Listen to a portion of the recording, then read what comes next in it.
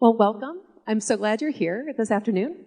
It's my great pleasure to introduce my friend, Richard Reeves, who's a senior fellow in economic studies and the John C. and Nancy D. Whitehead Chair at the Brookings Institution, where he also directs the Future of the Middle Class initiative. Of course, he's here to talk about his new book, Of Boys and Men. Prior to this current book, in 2017, he published Dream Hoarders, How the American Upper Middle Class Leaving Everyone Else in the Dust, Why That's a Problem, and What to Do About It. He really likes long titles after the colon. Very descriptive. You don't need to read anything else. That's right, that's right. Richard has a BA from Oxford, a PhD from Warwick, and I think I forgot to introduce myself. I think I know pretty much everyone in the room, but I'm Diane Schanzenbach. Richard, thanks for coming to Evanston on this beautiful day. Thank you for having me. It's always like this. Yeah. So it's a little bit of a controversial topic. What led you to write the book? Both personally, why do you think it's important for society to have this conversation? Why now? So I've raised 3 boys to their 20s, so I'm a father of 3, and I think that all scholarship is at least a little bit autobiographical. It's just a question of how much so and whether we admit it to ourselves, whether it's the choice of subject or the questions we ask. And so in this case, it was relatively easy to say why it was autobiographical, because I was having conversations with my own sons about what it meant to be a young man today, what their aspirations were, what was happening in their romantic lives, etc. And also my own journey, through being born in the late 60s into a world where gender equality was hoped for and expected. But also, what did that mean for me as a father? What did it mean for me as a man in a straight relationship? So there's a lot of, not all of it made it into the book, but there's a substrata of personal story there. But really it was because of my day job, working on issues like class, inequality, family change, where I just came to see that some of the problems facing men, especially working class men and black boys and men, were really just much sharper than I thought they were. So things were worse than I thought. There's a whole series of reasons, but I'll just mention that one. And one other, which is precisely because it was seen as controversial. And so, not because I'm a sucker for punishment, but as people said, no, you really shouldn't do this. Well, I want to write a book which says we need to think about this in a way that's compatible with gender equality, that's quite solutions forward, that tries to call it as I see it. If you're saying, and a Brookings scholar, if you're really saying I can't write about this, then I better write about this. Because otherwise we're creating a vicious circle whereby the only people who do actually talk and write about this are by definition those on the alt-right. And so that makes it even harder for anyone else to write about it, because by writing about it, you're signaling you're one of them. And so it becomes a vicious circle. And so I felt, okay, I think maybe I can try and create a little bit of a space where we can have not a discussion where we agree about everything. I'm sure we're not going to agree about everything. I certainly hope we won't. But at least one that doesn't assume the worst of the motives of the person raising the subject. Fantastic, fantastic. So I'm going to dive into data, because that's our love language around here. And so I'm going to talk about it in a couple of different buckets, and so I'm going to try to steer you to stay on the right bucket. So we're going to K-12, then higher education, then the workforce, then family, okay, if you are willing. Sure. I guess I can't cut your mic. So share some of the data that you write about in the book, about education in particular, boys and girls in K-12. Yeah, so obviously there are so many data points, but the one that I spend a bit of time on is things like high school GPA. I think high school GPA is quite a good one to look at, because it's both it captures quite a lot of what's been learned, and it predicts quite well, as you know better than me, and as others will know too, it predicts future educational success quite well. High school GPA is a really pretty good predictor of what's going to follow. And if you look at that, actually I was surprised to learn that there was always a slight gender gap in favor of girls in high school GPA, going back for decades, but it's become very much wider in recent years. So if you rank a GPA across the distribution and then split into tenths, into deciles, 2/3 of the top GPA scorers are girls, and 2/3 of the bottom GPA scorers are boys, with a pretty linear relationship between the two. And so there's a very, very strong tilt in GPA. In standardized tests, there isn't really a gender gap. This isn't really so much about smarts. A lot of people say, oh, well, but you know the girls are smarter than boys. Well, that's not how I interpret the data. The way I interpret the data is that actually cognitively there doesn't seem much difference, but GPA captures a whole different range of skills, of course, sometimes referred to as non-cognitive skills, which are sticking to task, future orientation, etc. So I found the GPA numbers quite striking. And the only other thing I'll say on K-12, and you and I have talked quite a bit about this, Diane, is if you look at school district level, and here I'm getting the work of the Stanford Center on Educational Opportunity is really good on this. In the typical US school district, girls are about 3/4 of a grade level ahead in English, and it's dead flat in math. In poorer school districts, it rises a little bit in English, although not much. It's pretty consistent across socioeconomic class. But the girls are quite a long way ahead in math. And I just did a piece of work with my colleague Amber Smith, looking by state and by city, and you do see that in poorer areas, the girls are a long way ahead in English, and of course in math. So in some of the southern states, for example, Mississippi, Louisiana, etc., the girls are a full grade level ahead in English, but in some of those states, they're a quarter of a grade level ahead in math. This is in grades 4 through 8, I should say.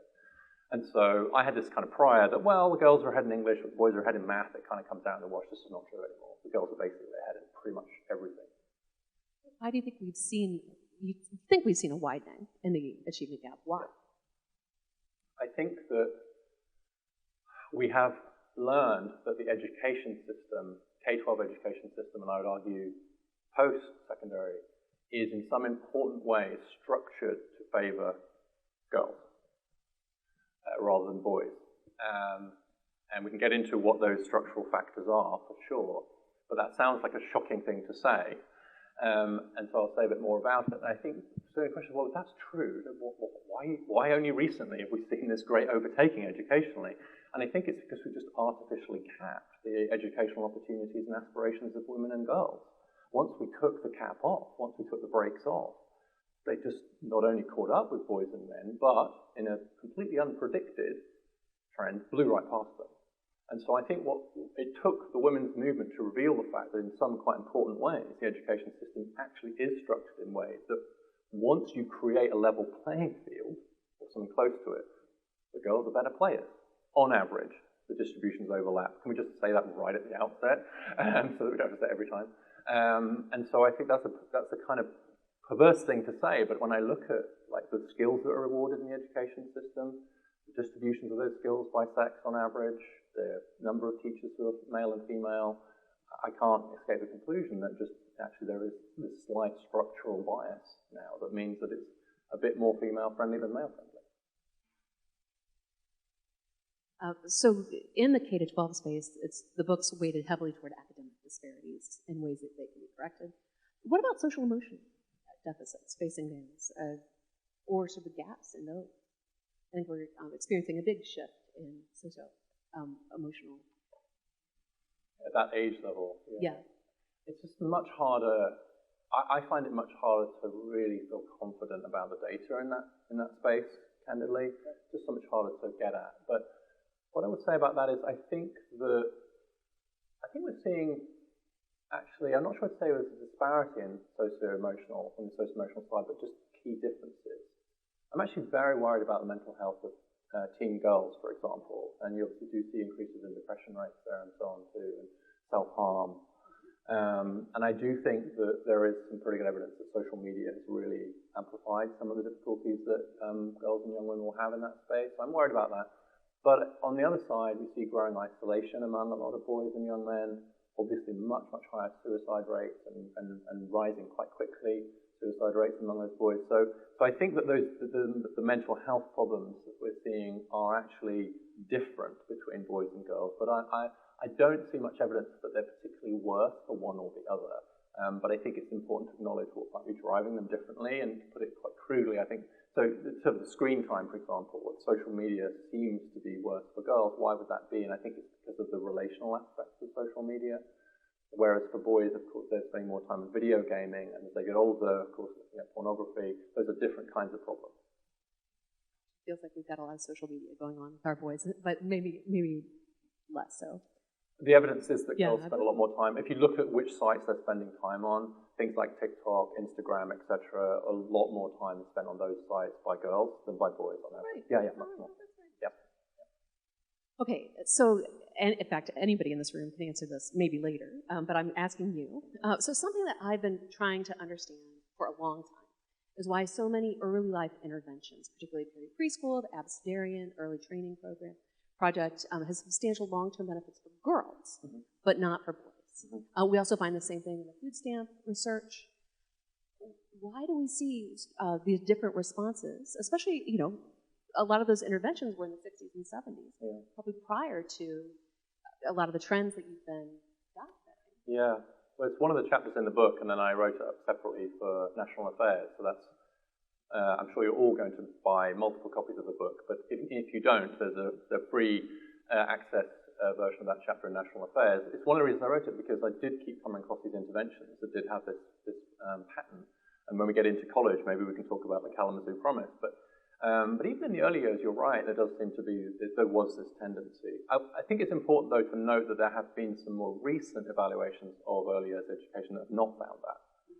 And a couple of them have found it the other way around. So there's the Boston pre-K study, actually, I think found some slightly bigger effects for boys. So I don't want to miss where it goes the other way. But as a general pattern, it does seem to be acknowledged in the evaluation literature around educational interventions, is you get much more bang for your buck with girls. And I think that that's because it comes back a bit to what I was saying a moment ago. Look, if the system's already structured in such ways that are kind of a bit more female-friendly, then if you invest through that system and you put more into that system, then I think you might see these disproportionately positive effects for women compared to men. Just came from Salt Lake City, where I spoke at both Brigham Young University and the University of Utah, which is interesting. And even at Brigham Young University, where the graduation rates are much higher for women than for men, what they're finding is that when they have interventions to try and improve their college completion rates, it's helping the women more than the men. And they're 97% Church of Latter-day Saints. And 55% of their students are married by the time they graduate. So this is not your typical university. And even there, they're finding these bigger effects on women's educational outcomes than men's in an environment where you wouldn't really, as a prior, probably expect that.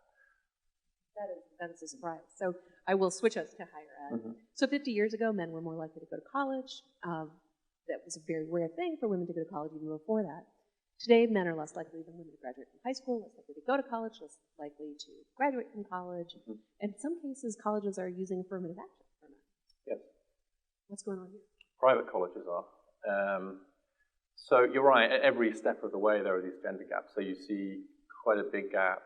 There's a 6 percentage point gap in on-time high school graduation rate. There's a big gap, I don't know, remember the number, between going straight from high school to college. There's a 10 percentage point gap in college enrollment. There's a 10 percentage point gap in on-time college completion, et cetera. So it's cumulative, essentially. You get this kind of accumulating effect. And the result of that is to see a big gap now in college completion rates. Again, here we're talking about relative figures. Obviously, enrollment rates are generally a little bit flat now. But in 1972, when Title IX was passed, the percentage point gap in 4-year degree attainment in favor of men was 13 percentage points. So men 13 percentage points more likely to get a 4-year degree. Today, it's 15 percentage points more likely the other way round. So we have, on that measure at least, and on most other measures, we have wider gender inequality today in US higher education than we did when Title IX was passed. It's just in the reverse direction. And as I said, that wasn't expected or predicted particularly, and I think we're really struggling to catch up with that reality. I think our institutions, our psychology, our reflexes, our instincts are really struggling against those facts. But I think the facts are beyond dispute now. There's been this massive change. And as you point out, college admissions officers really worry if they become too female skewed, because it turns out that if you become very female skewed, bracketing female-only colleges, of course, that actually it doesn't just depress applications from men, but it starts to depress applications from women as well. And so they're really worried about getting 60% seems to be a bit of a magic point for them because it's a nice round number. And so they really worry about it because the public universities are barred by Title IX from sex discrimination in undergraduate admissions. So they can't do it. But the private universities got a Title IX carve-out to protect the single-sex colleges. And so private universities absolutely can discriminate on the basis of sex in their admissions. And my read of the data is they absolutely are. And that it's easier, everything else equal, to get into those private colleges if you're a male applicant than if you're a female applicant, because they're putting a thumb on the scale in favor of the male applicants to try and stop themselves becoming too gender imbalanced. But if you just let it roll based on prior achievement, then privates, I think, would be heading in the same direction, 60-40, as the public. Fantastic. I'm sure you get this every time that you speak. So I believe you about the gender gaps, in K through 12 and higher ed. But there is still a large and stubborn male-female wage gap. Why haven't we narrowed the male-female wage gap in sort of a meaningful way if all of this is really as problematic as you raise? Well, the first thing to say is we have narrowed it quite significantly, which is not to say we've done the job, but another data point is that in 1979, only 13% of women earned more than the median man. And now 40% of women earn more than the median man. Now, 40% is not 50%, but it's a lot higher than 13%. Do you have at the tip of your head 2000 versus 2020 numbers? I think a lot of that closure was between 1979 and 2000. That's a great question, because of course the other thing that's happening is that a lot of that is being driven by rising economic inequality, which did happen during that period. And so you're seeing this extraordinary wage growth among women towards the top end of the female wage distribution. So I don't know, but my prior would be the same as yours, is that a lot of that catching up happened before. And it's also true that progress on the gender pay gap has basically been flat. I mean, we're like, right, so I think that raises a really interesting question, which is like, what's going on there? My interpretation is there's a combination of things. One is obviously occupational segregation, and then you can get into, well, why is it that the fields that are more female-dominated paid less? Is it because they're female-dominated? I think that's an important question to which I don't have a good empirical answer. I think it was true. I'm not so sure it's true today. Like, I think the reason why teachers aren't very well paid is not because it's increasingly female. I think it's for other reasons.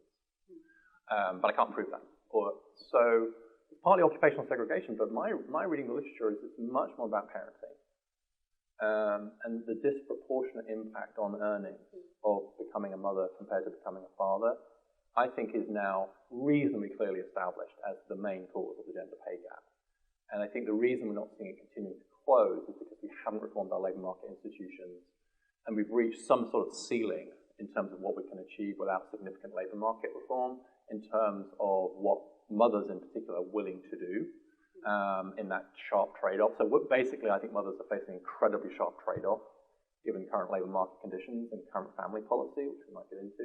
And the result of that is that we've kind of reached a point like this far and no further in terms of what we can achieve on gender pay gap until we restructure the gender division of labour around childcare and our labour market institutions, which remain fantastically family unfriendly. We've been promised family-friendly employment for as long as I've been working, but what we've actually very often been pushed towards is work-friendly families. Let's have breakfast clubs for our kids. Let's have after-school stuff for our clubs. Let's make sure that our kids' lives and that raising kids fits with a relatively unreformed view of work rather than the other way around. And I have to tell you, as a father, and as someone who spent a lot of time at home with my kids and tried to raise my kids together, that's a really shoddy deal. And I don't really think that's what the women's movement wanted. I stand to be corrected on that, but I think actually quite a lot of us want to be able to raise our kids, and we don't want to work like the men used to work when they had a stay-at-home wife. This sort of opens up more on the family. What else do you want to say about that? I think you are a big proponent of promoting fatherhood, yes. Regardless of marital status. Yes. Yeah. So the underlying fact here is the post-war women's movement had as a central goal to reduce the ties of economic dependency between women and men. It was the right goal. And a lot of the effort has gone towards that, has gone to pursuing that goal. And I mentioned some numbers just now, but it's also true now that 40% of households in the US have a female breadwinner. Even where you've got both spouses present, 30% of the women earn more than the men. Huge increase in labour market participation among mothers of young children. So a huge achievement towards that goal. That fundamentally changes that, I think, one of the central factors that stood at the heart of the traditional family. So I think of the traditional family as a bit like a sort of dotted line between the dad and the kids. You know, a solid line between mum and the kids, and a solid line between dad and mum. But it was like, the org chart, it would be like a dotted line from dad to the kids, right? And even in my own parents' marriage, it was kind of like that, even though I had an amazing father who I'm incredibly proud of. But it was a bit of a dotted line relationship, and that just doesn't work anymore. And so I think we need a solid line relationship between fathers and children. And given that 40% of kids are born outside marriage in the US now, most kids to non-college educated mums are born outside marriage. 70% of black kids are born outside marriage. It's just like, I think that that traditional glue is in the rearview mirror, and almost entirely for great reasons. That means that actually pushing marriage first as the way to involve fathers in their kids' lives is obsolete. And instead we should be pursuing fatherhood. We should have equal paid leave for mothers and fathers, not transferable between the two. And other reforms, particularly unmarried fathers, I think get a particularly raw deal in the current system. And so the message needs to go out that fathers matter, period, not just as husbands. And I fear that right now there's a reluctance on the political left to even talk about fathers mattering for fear that it will somehow undermine same-sex couples or the role of women or stigmatize single parents, single mothers. And the right, I just think it's all about marriage, but there's this massive space in the middle which I think is about fatherhood. I did want to point out, I do think we have the same parental leave for both mothers and fathers, isn't it? Zero. Yeah, that's true. That's true. If you have none, it's very easy to be equal. Yeah, that's right. That's true. That's true. At least at federal level. Yeah. All right, so I've got one more sort of lay in the land question, and then we're going to turn to politics and policy. But you're particularly concerned about black boys and lower income boys and men. What are the unique challenges they face? You know, should we think about them being more challenged, or do we think of upper middle class boys as having their dreams thwarted by their parents already? Mm-hmm. Well, there's so much to say here. I have a chapter on both class and race. So specifically, the issues around black boys and men. I think there's some cultural issues there too. I think the idea of toxic masculinity, as a number of my black male friends have said to me, is not new for black men. Our masculinity has been seen as toxic for a very long time. Welcome to the club, essentially, is what they're saying. And you only have to look at the language around super predators, wolf packs, criminal justice, etc. And you only have to look at the studies of implicit bias and so on to just see that black men are just stigmatized in ways that are unique. Then you add to that some of the employment and educational trends. All of the trends we've just talked about are much wider when it comes to black boys and girls, or black men and women. The post-secondary education gap's much bigger. The high school graduation gap's much bigger. The cities where you've got big black populations, the gender gap just gets much bigger. And so we're already at 2 to 1 black women getting college degrees and master's degrees compared to black men. So in a sense, like a way ahead in gender inequality. And in fact, we just passed this point in the US generally where actually American wives are on average a bit more educated than American husbands. So they've just overtaken. It's taken a while, of course, because of lag. But that's been true for black married couples since records began. It's not like a new thing. Again, it's not a new thing to be in a household there. So, and then in terms of class, I just do think that you just alluded to this, but massive economic inequality. And so you've seen huge wage growth at the top for women, pretty good wage growth at the top for men, stagnant wage growth, as your work at Brookings and others has shown, in the middle and at the bottom. And so the class element of this is huge. And I do fear that because there are so many issues still facing women at the apex of society, we don't look down. So we lean in, to use Sheryl Sandberg, but we don't look down. And that there's such a big class dimension to this. And so all of these education gaps are just referred to bigger for black boys and girls and women and men, but also much bigger as you go down the socioeconomic spectrum. So if you look at the gap in college completion rates by gender, for example, they're surprisingly narrow at the top. They get much wider as you go down. And I think that's because upper middle class parents are compensating. They are helping their boys. They are propping them up. They are being, as I quote our colleague Camille Bousset, who sat her son down when he started high school and said, "You don't have a prefrontal cortex," which is the bit of your brain that makes you turn in your chemistry homework. The school system assumes that you do, so I'm going to be your substitute prefrontal cortex for the next 5 years. She showed him charts. She had brain MRI scans of like male and female brains, and he was like, "Oh, right." And actually, I will tell you that raising boys is like being a substitute prefrontal cortex for about a decade. And counting. So tutors help with homework, etc. I think what's happening is upper middle class parents have the resources and the knowledge to compensate the disadvantages their boys might otherwise have. and that is helping them. Plus, we do know, and this is perhaps the last point to say on this, is that on every measure of disadvantage we can find, they affect boys more than girls. Family instability, poverty, poor neighborhoods, poor school quality, all of those affect boys more than girls. And so if you're in an affluent area with married parents and you're going to a good high school, you're not going to see as big a gender gap. Poverty really does amplify the gender gap. I want to talk a little bit about politics, and then we will dive into policy for the rest of the time before we open it up for questions. Sure. On the way over here today, I got a phone call from an old college friend who's a Democratic lawmaker in the state of Washington. And I mentioned that I was seeing you, and he'd already read the book, and you could hear him wringing his hands. Like, oh, it's just a fraught topic.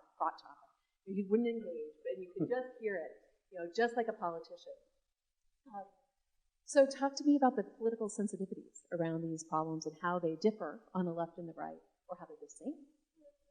Yeah, well, I think one of the reasons I wrote the book is because I did feel that we weren't having a very good political conversation about this issue.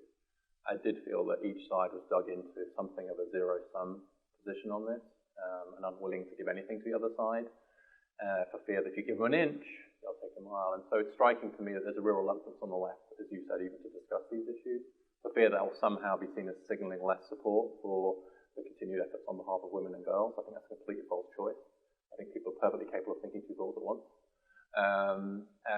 So I think they're leaving a big gap. On the right, there's, I think, a real appetite to seize on the sense that many boys and men have that they're struggling, and that the women around them think they're struggling, blame the left. Josh Hawley has become an incredibly articulate exponent of this particular view, and he has his own book on masculinity coming out next year called Manhood, Recovering the Traditional Male Virtues. And he's been talking a lot about this. And you can use many words to describe Senator Hawley, but stupid is not one of them. And he, along with many other internet figures and other authors, have just stumbled upon this huge vacuum. And the vacuum is being created by the failure of responsible people on the left, and to some extent on the right, to just engage with this issue. It's an axiom of politics that if responsible people don't address real issues, irresponsible people will exploit them. And it's not a coincidence that Donald Trump won with the biggest recorded gender gap in exit polling history. So I do think there's this gap, and I think that, I'll put it very crudely, that the left are in danger of being seen to be turning their back on the problems of boys and men, or at worst, dismissing them as signs of misogyny or toxicity or whatever. And the right's response is to try and turn back the clock on women and girls, and kind of sort of magic wand-ism back to the 50s, as if, they don't really want that. Josh Hawley's wife is an incredibly successful lawyer. Right, so I don't actually think that anybody really wants to go back to the 50s, but they invoke this kind of mystical idea of when men were men and women were women in order to seize on these problems that are metastasized into grievances because of our collective failure to address them squarely. So in that sense, it's our fault. All right, it's time for policy. We are at the Institute for Policy Research. Let's start on your thoughts on encouraging men to work in what you term as HEAL, health, education, administration, and literacy professions. I'm with you on the desirability of this, but how do you propose moving the needle? Or, said in a more economicsy way, why do you think there's a market failure in setting wages here? Yeah, so I don't have a good answer to the wages question. I'd genuinely interested in your views on that. Because to the extent that men appear a bit more wage sensitive than women in their job search, which does appear to be the case, then it matters that these professions aren't as well paid. It'd also be great just to pay them better anyway. Wouldn't it be great if K-12 teachers were better paid? And a byproduct of that might be to get more men into it. So when I first started writing about why we need more men in these professions, I led with the employment argument. Like, we're going to need more people in these professions: health, education, administration, literacy. And then I followed with the labour shortage argument, which is like someone might face some shortages. You can start to see potential signs of teacher shortages, although it's a very complex story, as you know. And I think you've written about this, and it's very variable by locality and so on.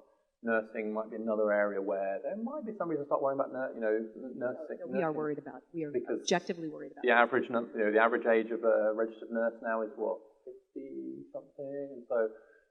But now I actually think the best argument of all is to the extent that these are services that are used in roughly equal number by men and women, and some of them more by men than women or boys than girls, it would be good to have more diversity of provider. And so actually, I think it's a problem that psychology is rapidly becoming a female profession. You know, with gender parity in the 80s, we dropped from 39% of psychologists to 29% of psychologists being male in the last 10 years, and among psychologists under the age of 30, only 5% are male. And so, first of all, it shows you how quickly these things can change, right? So professions can become gendered very quickly and ungendered. Look at some of the other professions. Look at things like law and medicine. When was the last time you heard someone say female lawyer?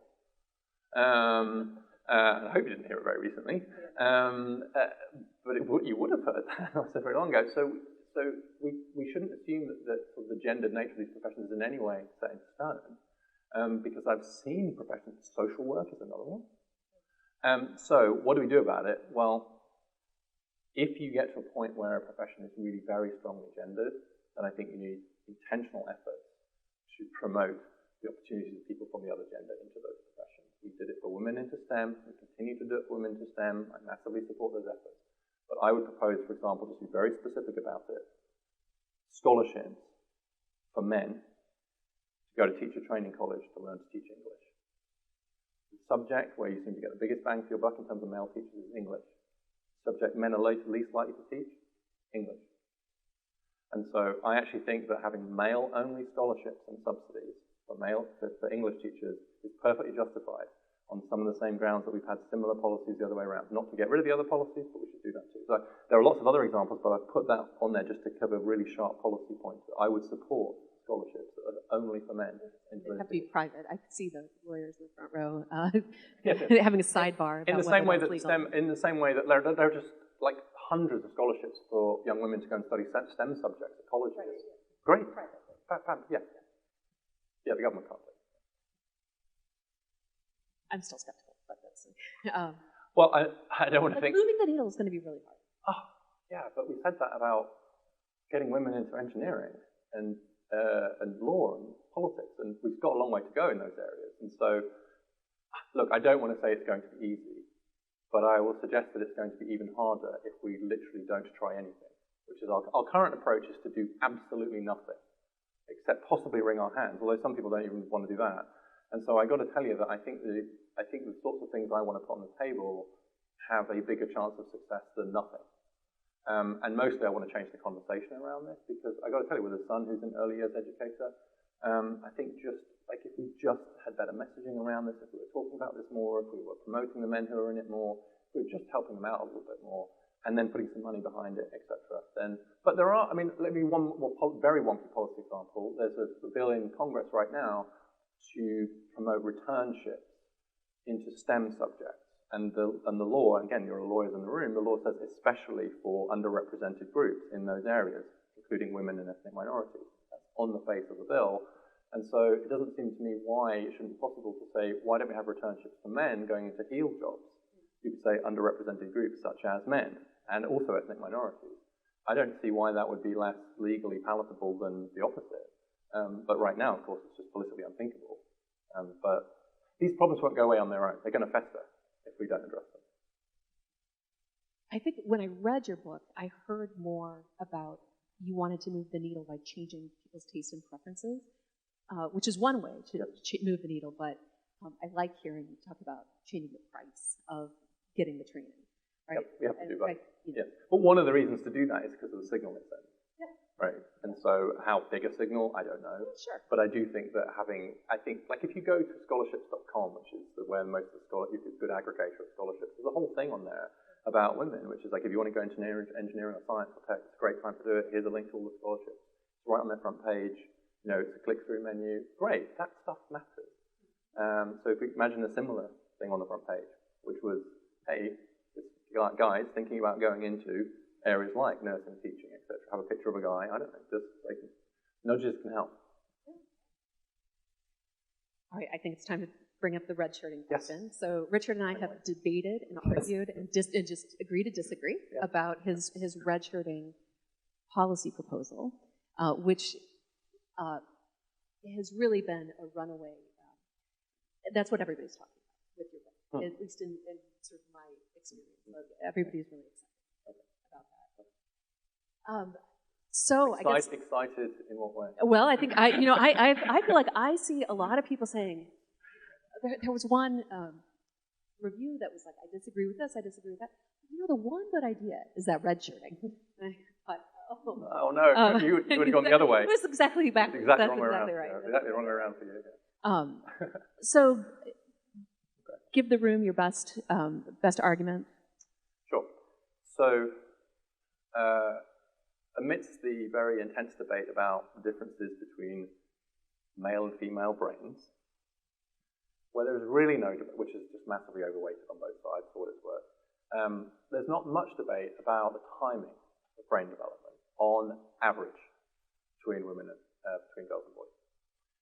Girls hit puberty earlier. One of the things that happens is their prefrontal cortex develops earlier, which means that they develop impulse control. They have better impulse control anyway, but develops earlier. This is an area where it's very important to say on average because the distributions overlap quite considerably, which is where I think the substance of our disagreement lies. But so to the extent that you have this predictable, on average, developmental difference between boys and girls that really hits in adolescence, and I think is one of the reasons for these gaps we see in things like GPA and other outcomes, then it seems to me to make sense to just accept that up front and just put the boys in a year later than girls, just by default.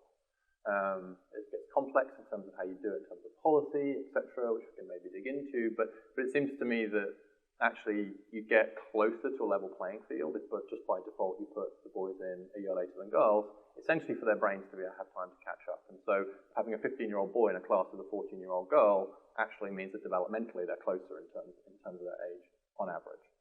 Do we keep going, or is that enough for now? Okay. I'm sorry. No, let's have I think it's better. So one of the things that surprised me about your argument was that usually when we talk about redshirting, we're really talking about the 5-year-olds. And you're not saying you want to redshirt because the little boys aren't ready for kindergarten. You're saying, I'm looking forward to when they're teenagers. Correct. And that's what I'm worried about. Correct. I'm much more worried about the 15-year-old gap than the 5-year-old gap.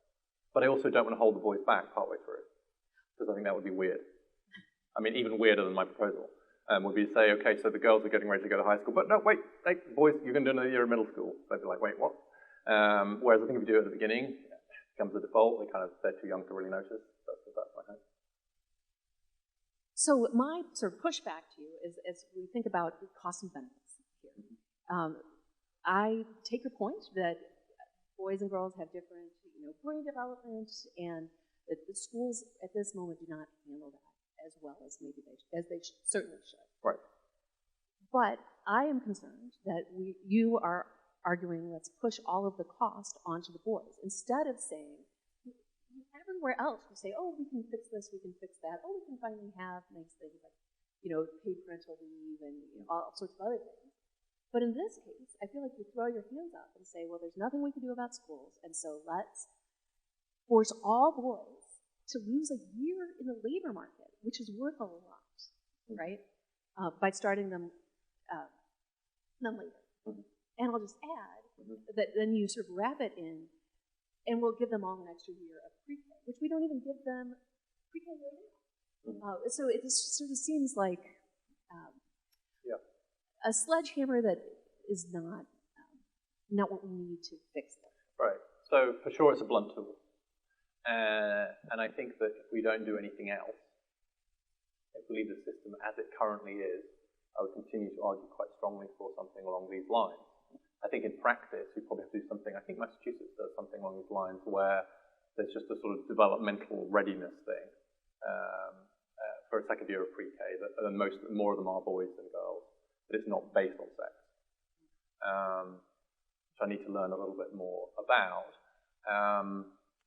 But if we were to have more male teachers, we were to think about our pedagogy, we were to have more alternative routes, much more investment in vocational training, etc., etc. If we were to do everything else very, very seriously, think about how we're structuring lessons, think about how we do GPA, and all that, then I think the case will be less. Right? So the presumption is, the presumption behind it, look, if we're going to leave the system in its current form, which I would argue is structurally more female friendly, then let's give the boys a chance by putting them in a year later. One way to achieve the policy, of course, would be to start girls a year earlier.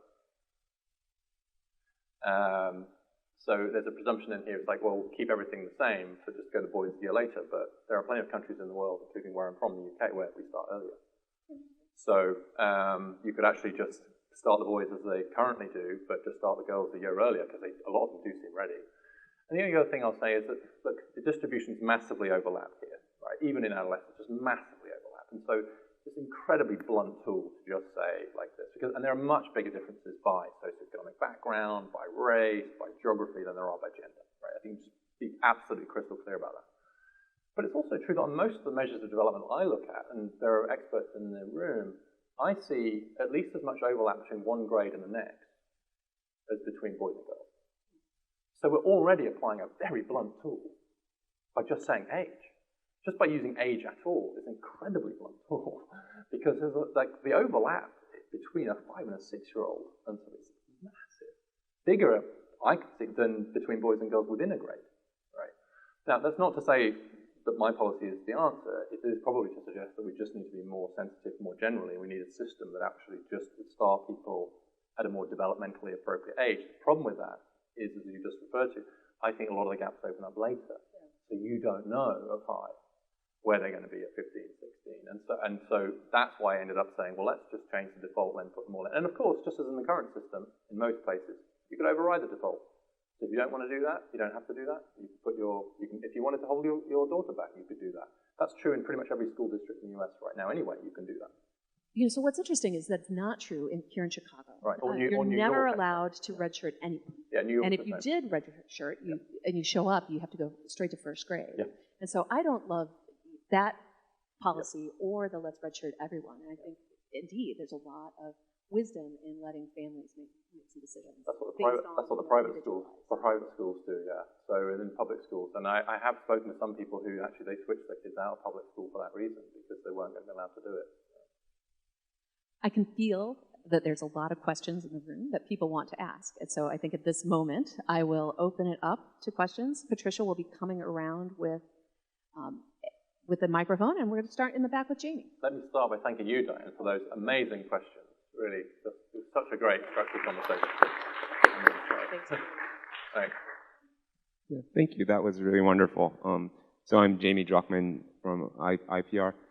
So I thought I want to kind of build on some of the things Diane raised, and then also think about kind of your solution focusing kind of in later in life and the kind of affirmative scholarships you were suggesting, but then you kind of cycle back and talk about redshirting, and I guess I'm wondering if there's a bit of a disconnect there, insofar as if part of the solution lies in interventions early on, which is where I think that's sensible to me, then why not think about kind of more subtle, nuanced solutions rather than kind of redshirting? And I'll be more specific. Mm-hmm. You raised depression at the beginning, and I think one of the things we know quite well about depression is that there's a big gender gap in coping, right? Men cope with it by kind of trying to seek control. They're much more likely to be aggressive, whereas girls or women cope with it by kind of ruminating, and that kind of leads to very different outcomes. And so instead of redshirting or trying to get interventions kind of later in life, what about kind of interventions of kind of certain types of mental health interventions early in school, and you know, those kinds of supports? Because right now, kind of what I'm seeing in schools is, you know, the ending of these kinds of mental health supports. I mean, we see this all over the country, and so, you know, why not put more resources into that, and particularly try to think about the gender differences at that point in time, which then could kind of, you know, the earlier you intervene, the less you might get those problems later on. Yeah, that's a great thought.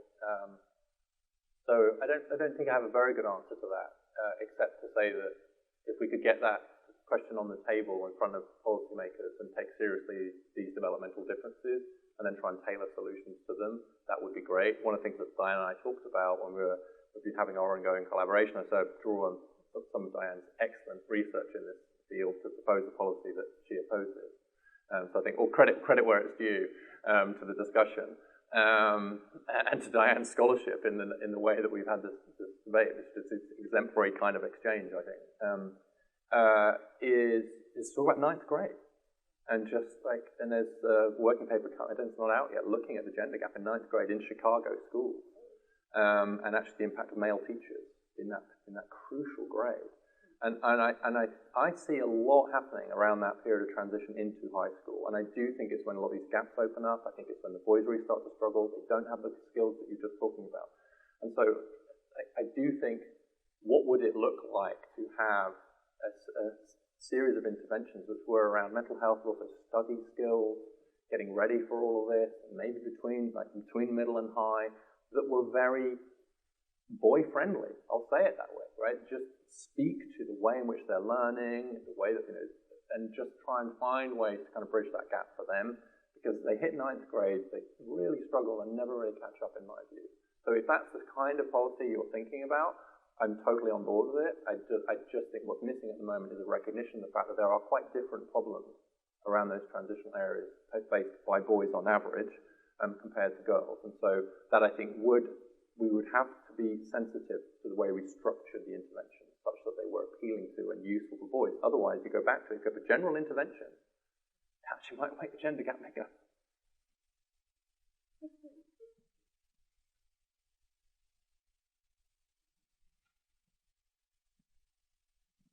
Christine Berczewski, Sociology and IPR. Thank you so much for a really thought-provoking book and talk today. And I really like a lot about your focus and thinking about gender gaps in a new way and not being afraid to take on some of these issues. I'm wondering about the idea of policies that target boys, given the great distribution on lots of these outcomes and measures, versus policies that target students who are struggling, who are disproportionately boys. And so can you talk a little bit more? And that seems like less of a blunt intervention. Yep. And maybe it's the type of interventions we've been doing that are not, right? If those interventions were better targeted to the struggles of the dominant group of struggling students, would that get us there without this bluntness of, let's say, holding all boys back when the distribution overlaps with girls? It's a great question, Christine. Thank you for it. I think there's this very important distinction between, let's call it sort of boy-specific problems and problems that are disproportionately affecting boys. And I do think there's probably room for a conversation about policies that do both, with an awareness that that's what you're doing. And so Michelle Goldberg had a column in the Times critiquing the book, and she said, look, if it's true that schools not being good is particularly bad for boys, why don't we make the schools better? Right? Why is Reeves going on and on about the left and toxic masculinity? Why don't we just have better schools? We should just be better social democrats, basically, and then we'd be all right. Of course, actually, the gender gap is actually bigger in a lot of social democracies, but I get the point. And so I think absolutely.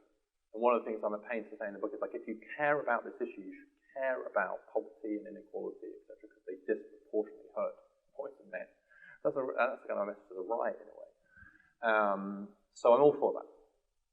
I think then there might be some policies which, maybe there's three actually, because there's some where you think, okay, I know this is going to help boys and men much more than women and girls. And I would put most vocational education interventions in that space. That's the exception to the rule with interventions that don't really work for boys and men, is vocational. So one of my proposals is building a lot more technical high schools, for example, based on the evaluations that technical high schools work pretty well, but only for boys. They're not bad for girls, but they really seem to help boys. And so if I were to do that, it wouldn't be, I'm going to have single-sex technical high schools. It would be, I'm going to have a lot of technical high schools, but I'd be reasonably above the table about the fact that if I can get boys to come to them, that would be great, because I know they're going to disproportionately benefit. So that's probably that middle category of sex-aware policies, if you like, but so I know that they're going to help boys and men more, and that's why I'm doing them, but they're not specific. And then there would be the third category, would be very specific, male-only scholarships, redshirt the boys by default, etc. And there you'd have to be convinced that there was something really specific to gender, and here I think there's a substance of disagreement, is whether there actually is specific enough to justify the gender-specific one. I'm much surer of things like gender-targeted policies to get men into EEL, into our early years classrooms, into psychology, etc. I'm genuinely really worried about the trends in those professions. Like, I want my son to be able to find a male therapist. And so I just, at a visceral level, I'm willing to argue about that. Something like redshirting, we had this discussion. If President Biden calls me, I'm sure he's watching now, thank you for joining us, Mr. President, and says, great, got it. Oh yes, I heard that, yes, that's right, so well, maybe he's going to tell me. And he said, like, I'm going to pass a federal law redshirting all the boys. Obviously, he couldn't do that. I know that, lawyers in the room. But let's say, I'd be, no, wait, let's do it really small scale, let's evaluate, let's see if it's worth doing, maybe it's not worth doing for some boys, not others, etc. But if he called me and said, I buy the whole thing on technical high schools and apprenticeships, and getting more men into the HEAL professions, I would be like, absolutely, Mr. President, spend the money, go, do it now. So that's just the confidence. We just don't know enough about the redshirting thing, I think. And I do say this in the book, which is like, let's evaluate it, let's look at it. I think it's a really interesting idea to try and close this gap, but I have much lower level of confidence to make such a massive intervention until we've got more evidence. And can I push that one of the reasons for that, to my mind, is that opening more technical high schools, offering more, scholarships. Those will only affect a few people who want to be affected by them. But the thing that makes me nervous about the redshirting is that you want to do it to everyone. And there will be general equilibrium effects of that. And I know, and actually, it's very concerned. Of course, I wrote the book, and then I found out that there's a school district just outside Minneapolis called Winnetonka that introduced the second year of pre-K. The idea being for those who benefit the most, and they thought it would be the boys, but within a short order of time, everyone did it. And they discovered that the parents didn't even know that's what was happening. And so they were saying, why is my kid so old?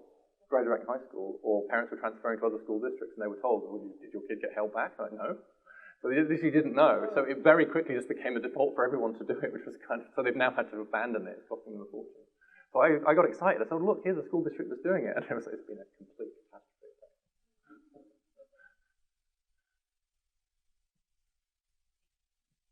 Hi, my name is Fiona Murphy, a Northwestern alum from very long ago. So my policy part will not be quite as sharp as yours, but I think I'm worried that what's going to empower the boys to leapfrog ahead already exists. The problem is nobody who needs to be looking at it and doing policy is looking at how it's caught on like wildfire. But scholastic gaming and esports, not looking at the kids who want to go pro, simply having gaming clubs in school and the intrinsic motivation of video games. It's over 90% of kids identify with gaming and video games in some way as their place of choice. That goes all the way up to senior citizens. Right? Girls and women? Yep. Girls and boys? The difference is that while over 40% of girls are playing every single night at home and online, very few actually go into the school clubs. And the importance of the school clubs is that if you look at them as kind of trauma-informed service hubs, you have one space where, regardless of socioeconomic status, age, demographics, I did a tiny home village up in Wisconsin, and our vets who couldn't even take a shower and go out, the one thing that they would do is they would connect online with games. If our existing resources are wrapped around those spaces, those hubs, they're already starting to see in schools it's changing the graduation rate, it's changing absenteeism, but the ones who are going in are the boys. It is becoming almost entirely male-dominated space. This is also the same space where you have cybersecurity. Every single thing can be brought there that is going to give them the next generation of skills. But girls aren't going into the space. So I suppose, I worry most that we don't have tech equity for this because of how rapidly it is expanding. That we're going to almost have kind of when the GI Bill went through, we're going to have an entire generation that had access to these kind of skills, to mental health, because there's even things like, there are coaches who, if they show these 5th graders or 6th graders, if they have them just log their sleep time and then their scores, when the kids see that the more sleep they get, their scores go up. I mean, I have a 17-year-old son. I don't know if I've ever told him anything he's listened to, But what's happening now with the data for this is, for the first time in my lifetime at least, it's incredible how quickly these messages are connecting with kids. So I suppose I would say maybe instead of redshirting, we start getting more tech into schools and gamified curriculum and connect with the intrinsic motivation. Great. Is this your son? So what games do you play, if you don't mind me asking? I do a whole variety, but which one do you play the most? I'll just say Minecraft. Okay. All right. Great. Fantastic. So my youngest son set up a Minecraft server to be with all his friends when the pandemic hit. That was girls and women. So the danger is that I have much more to say on this than probably many people in the room are interested in, so I will keep it short. My middle son became a professional esports coach, which was definitely something that was not on our agenda for him. Fantastic. So but I would say, well, if there are male-only or male-dominant spaces around something that boys and men are finding intrinsically valuable and as an access point for delivering services to them, that's a good thing. But the trouble right now is you might look at that space and say, look how sexist that is. It'd be like the Boy Scouts who've gone completely co-ed. Look, that space is it. So we have an intrinsic suspicion of male-dominated spaces. But I see it as an opportunity to actually deliver services to boys and men that otherwise they might not be able to get. So I love this idea. Thank you. So Colin Blair, one of the students from my undergrad class. Hi, my name is Blair. I'm a student of Professor Schanzenbach. Thank you guys for talking about this. It's definitely a topic I'm very interested about.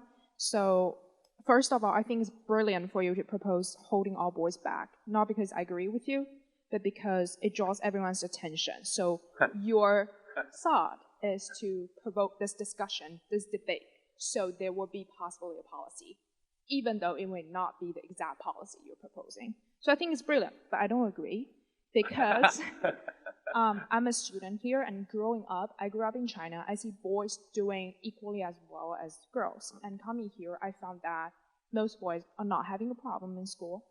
And the problem I see, also you and Professor discussed, is that's about an income problem. So wealthy parents are already devoting a lot of resources, paying attention. In fact, some of my friends, their parents hold them back for a year already. Yeah. So I see that, I believe it is more of an income issue as well as a gender issue, like interact together to make boys a little bit behind.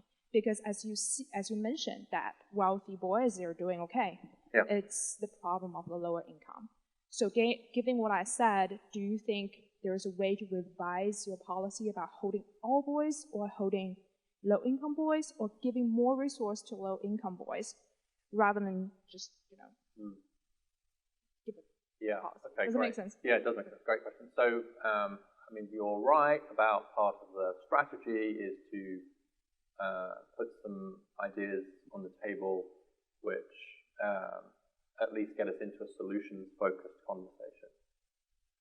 And that's part of the strategy of the book, is to say, like the conversation that Diane having, exactly the kind of conversation. She says, I'm not sure about the redshirting thing, but how about this? How about we do this? I was like, great. Because we just skipped over the first bit of the conversation, which is there a reason to do anything about this? So I think on the redshirting thing, it's interesting because I looked at private schools, and a very well-known private school on the East Coast, they gave me their data in exchange for anonymity. I looked at their graduating seniors, and 30% of the boys were old for their year, compared to about 6% of the girls. Now, all these upper middle class boys, they're going to lose a year of labor market. Well, maybe, but how many kids take a gap year now between high school and college? Not that many. Is it? No. Oh, I thought All right. it's quite high. We have time for one more question. Yeah. I'm also going to give it to my other student, Will, in the back. Great. Hello. Part of what I think a lot of what you mentioned in the book, talking about school, I guess early school, college, and work is important as institutions and things we can control.